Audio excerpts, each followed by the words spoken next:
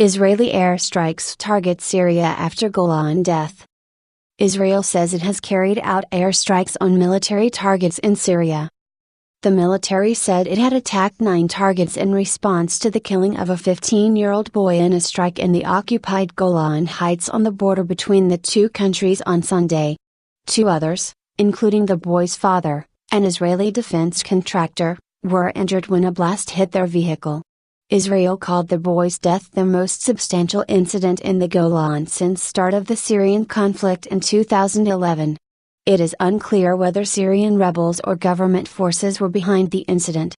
Everyone loved him, Israeli military spokesman, Lieutenant Colonel Peter Lerner, told the Associated Press news agency the attack from Syria was clearly intentional, but it was unclear whether the blast in the area of Tel Hazka near the Knija crossing was the result of mortar fire, a roadside bomb or shelling. He described it as an unprovoked act of aggression against Israel and a direct continuation to recent attacks that occurred in the area. The Israeli military said its airstrikes targeted Syrian army positions, including a military headquarters, in response, and that direct hits were confirmed. The teenager, an Arab Israeli, has been named as Mohammed Karakara. He was an excellent student, everyone loved him, his cousin Salah Karakara told Reuters. Israeli Prime Minister Benjamin Netanyahu said, "Our enemies don't differentiate between Jews and non-Jews, adults and children."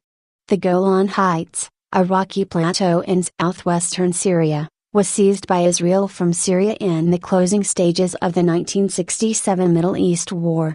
The two countries remain technically in a state of war, and UN observers are deployed to monitor a 70 kilometers long, 45-mile, demilitarized zone.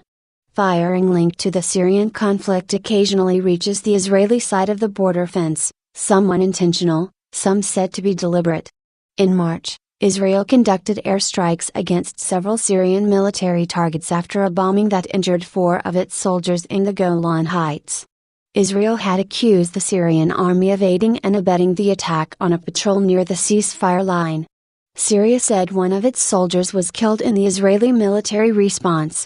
Some of Israel's recent airstrikes are believed to have prevented the transfer of stockpiles of rockets from the Syrian government to Hezbollah, the Lebanese Shia Islamist movement that supports President Bashar al-Assad.